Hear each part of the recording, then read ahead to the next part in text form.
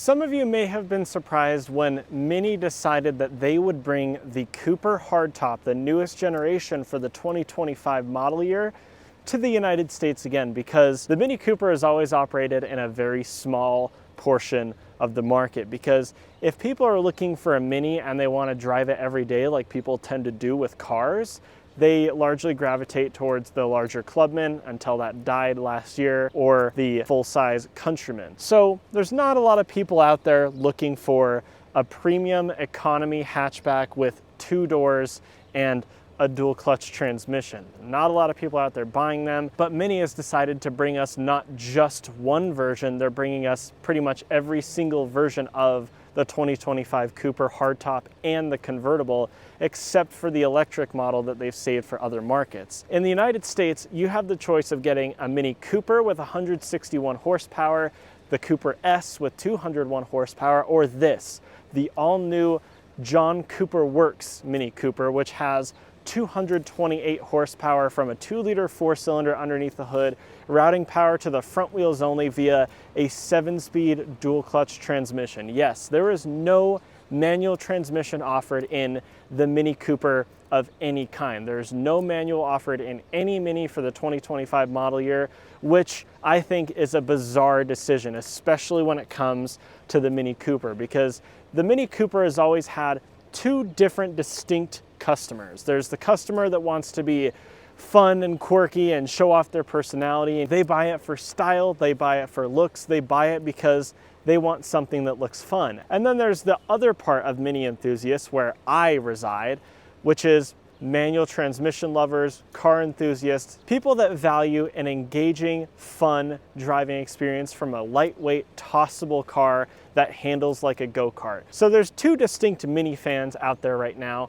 and the enthusiast side has been dwindling in the past couple of years as Mini's cars have gotten larger and have relied more on automatic transmissions. It looks like for 2025, Mini is putting all their eggs in one basket, meaning they're tailoring more towards the former crowd of Mini enthusiasts, the ones that value a funky, stylish car, and they're sort of forgetting about the enthusiast part, which leaves the John Cooper Works Mini in a bit of a pickle, because the John Cooper Works has always been the darling of the car enthusiast Mini lovers like me.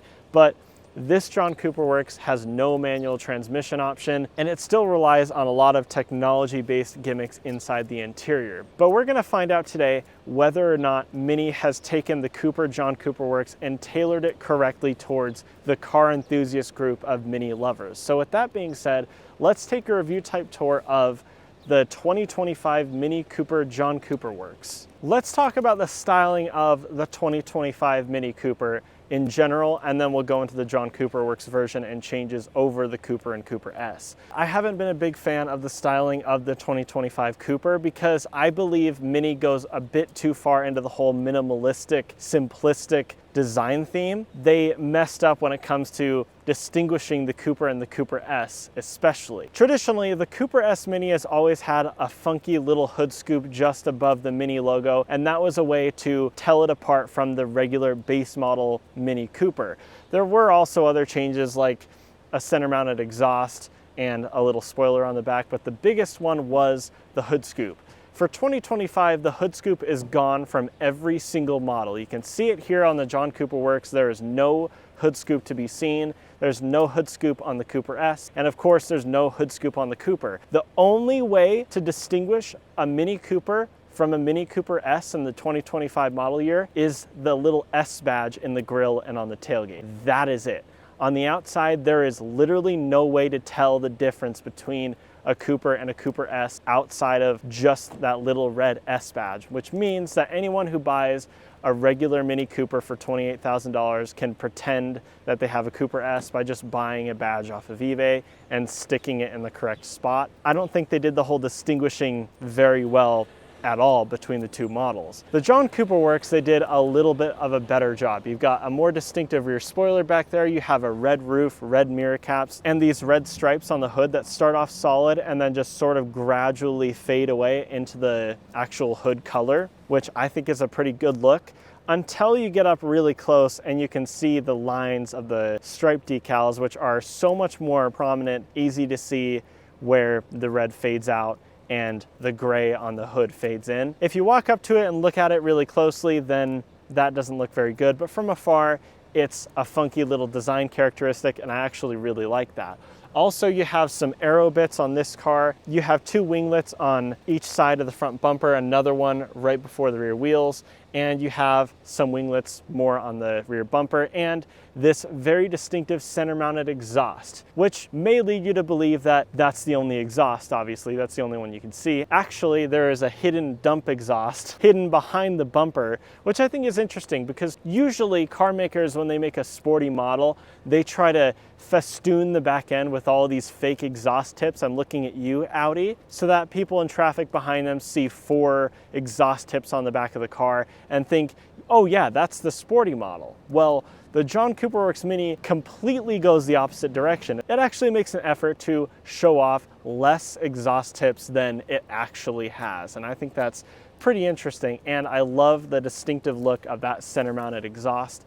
And I think overall on the John Cooper Works Mini Cooper, they did a very good job of distinguishing this from the regular Cooper and Cooper S.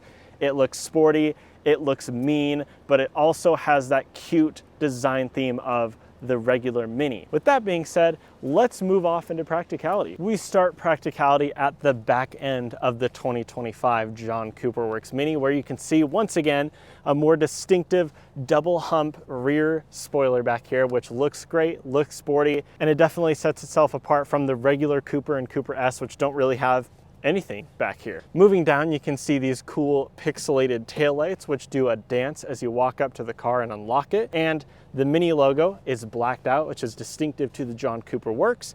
And what else is distinctive is the actual John Cooper Works logo, which is new for 2025, has this whole flag element to it. I think it's a really cool look, and it helps people from behind the car tell that this is a John Cooper Works Mini. At the bottom, again, distinctive rear diffuser with that center mounted exhaust tip. And with that all being said, let's check out rear cargo area back here. Manual lifting tailgate, which just barely clears the antenna thanks to the whole double hump design of the spoiler.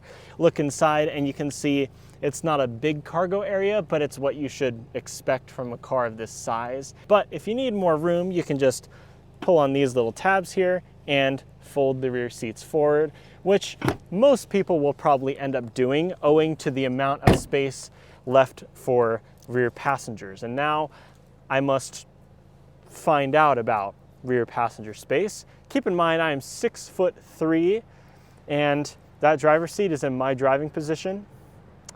I'm not really looking forward to this, but hey, let's do it.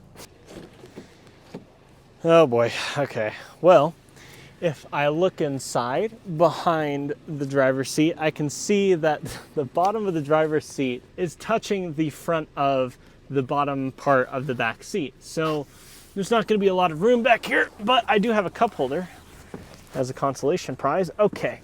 Okay. Here we go. Oh no.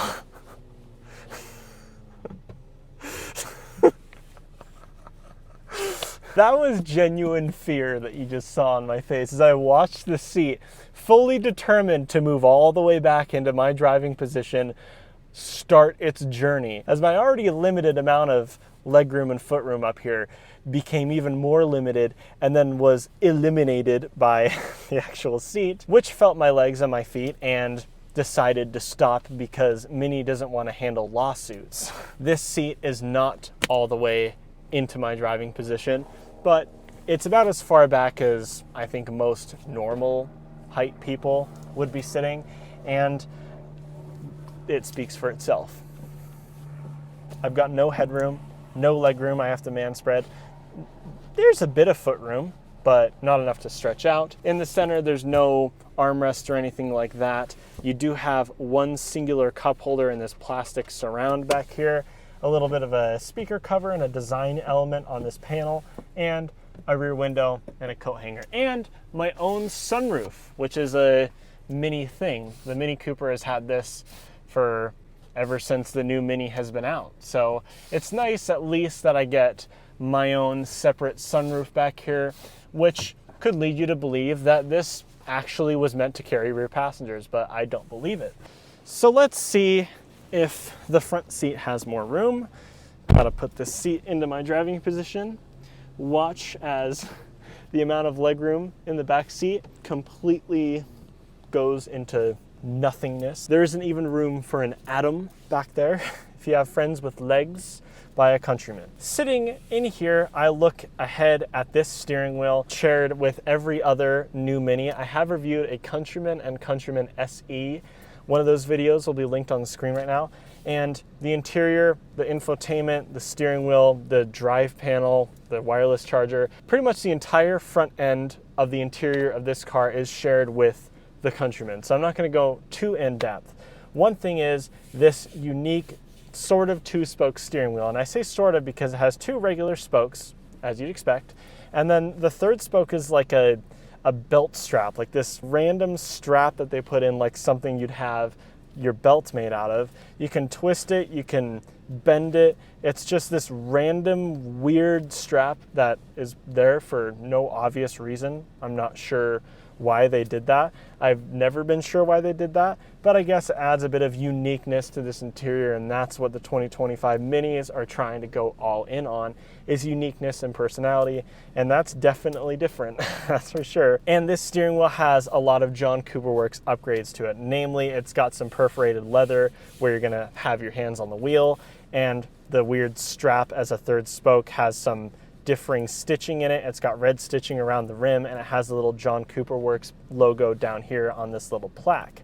Also, it has shift paddles. Now, the 2025 Mini Cooper and Cooper S and John Cooper Works are only offered with a 7-speed DCT, as I've already said. But if you want a manual mode, any manual shifting capability whatsoever, or shift paddles, you have to get either a 4-door Cooper John Cooper Works Sport, which is like a almost John Cooper Works, sort of like an M Sport on the 330i, or the full-on JCW 2-door or convertible. If you get a regular Mini Cooper S, there's no shift paddles on the steering wheel. There isn't even a manual mode for the transmission at all, which is weird to me on the Mini Countryman, but absolute sacrilege on the Cooper and Cooper S. At least this version has the shift paddles, and that's one of the changes that it has over the regular Cooper and Cooper S. So I'll stop complaining, and I'm gonna start talking about some upsides. Namely, I love this steering wheel. I think this is my favorite steering wheel in the car industry right now, because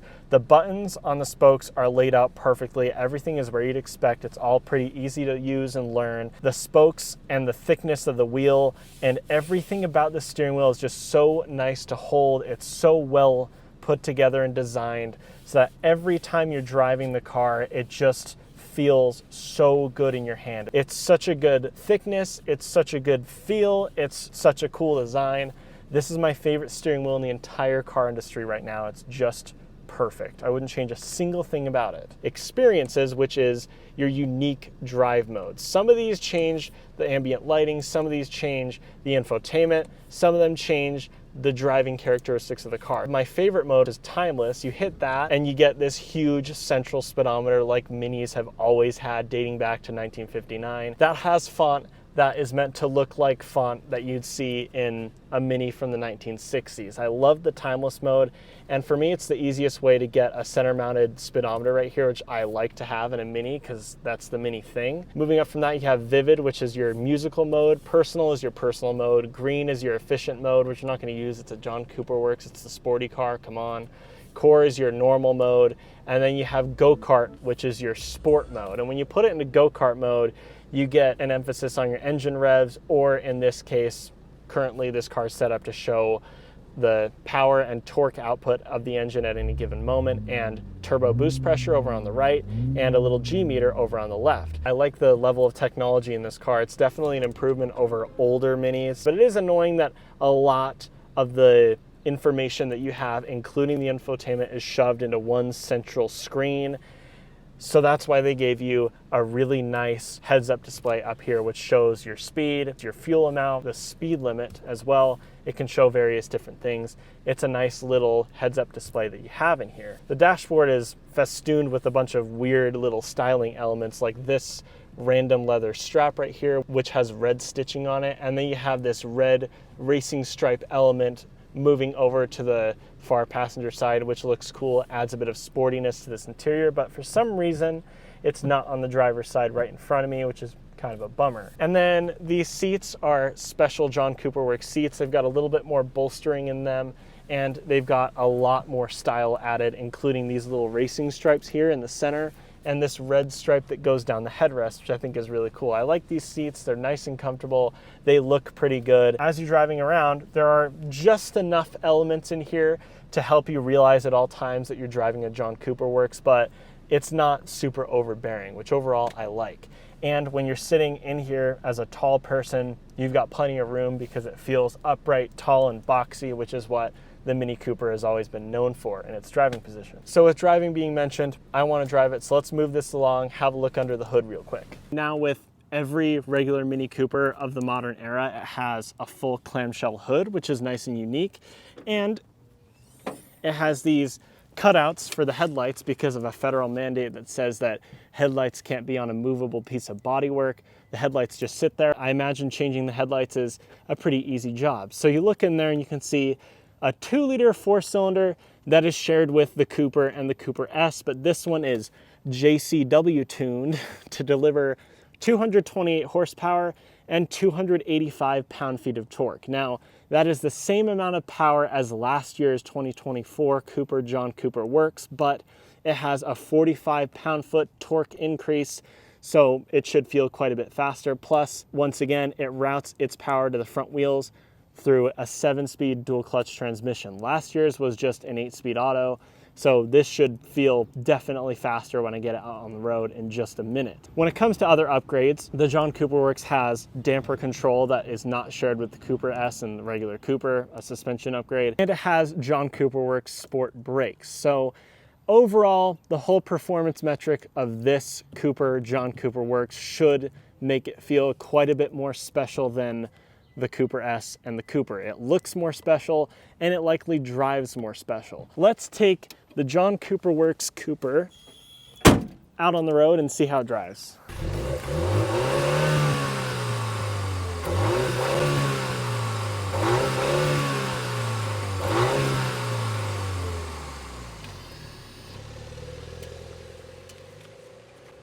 Okay, behind the wheel of the 2025 Mini Cooper John Cooper Works. The first thing is that the ride, owing to the different suspension on this version, is a little bit stiffer, but it's not a crazy amount. It's not super jarring or super uncomfortable. You could still drive one of these things every day, totally fine. You just feel a little bit of a difference in the suspension. It's a little bit stiffer, but not by enough to make things much worse out on the road. So it's 228 horsepower, 280 pound-feet of torque. Same power as last year's model, which is a bit of a disappointment, but 45 more pound-feet of torque. So it's obviously gonna be faster. We're gonna put it into manual mode here in go-kart mode, which is, again, hilarious, and enjoy the use of these shift paddles.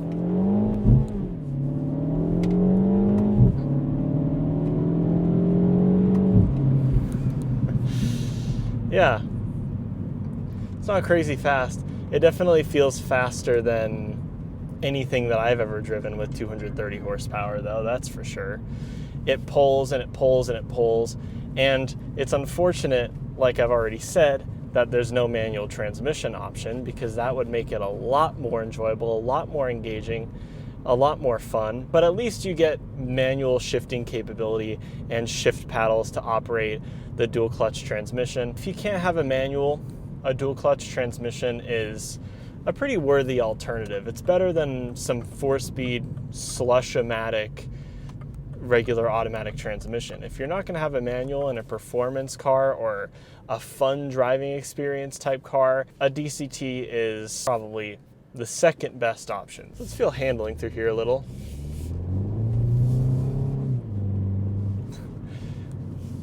It handles very well, as you'd expect for a John Cooper Works Mini. The steering is very quick. There's pretty much no body roll at all.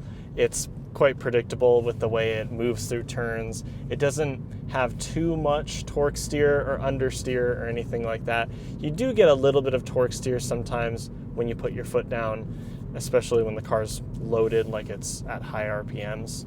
You put your foot down and you get a little bit of torque steer, which is a quality that a lot of fast front-wheel drive cars have.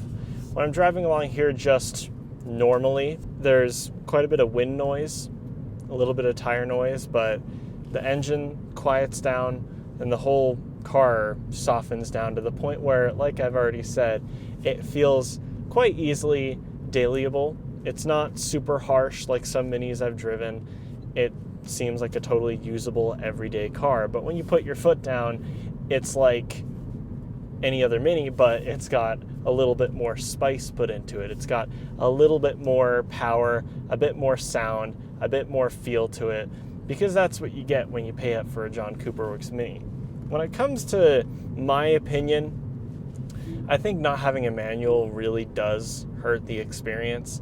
I buy the argument for not having a manual these days, but in a Mini, especially a John Cooper Works Mini, I think they should make an exception, figure out some way to put a 6-speed manual in here, because that's what this car really needs. Again, dual clutch is fine, but I think I would like this a lot more if I had 3 pedals to play with and a manual transmission to play with. Because if you want a front-wheel drive, fast, fun car, Hyundai Elantra N is also on the short list, and I haven't driven the Hyundai, but I think that's the one that I'd probably have, because you can get a manual transmission. And in a car in this segment, a manual transmission goes a long way. If you want a super fast car, buy a Ferrari. This car doesn't really do anything wrong with what it has.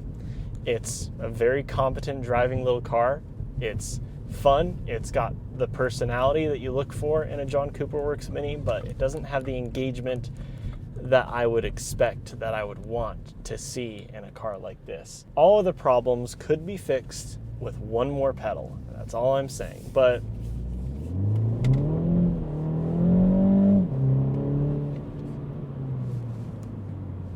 it's all right. I need something for this hand to be doing while I'm driving along. I need something for this left leg to be doing while I'm driving along. It's a John Cooper Works Mini Cooper. Why doesn't it have a manual transmission? Why? It should. So it's good to drive. It's fun. It's a laugh. It's got personality. I'm just left a bit disappointed because it doesn't have the engagement and feel that I want out of a John Cooper Works Cooper, but hey, that's just one guy's opinion. So with that, I'm gonna thank everybody for watching. Like, subscribe, do all the normal YouTube stuff, and I'll see you in the next one. Bye-bye.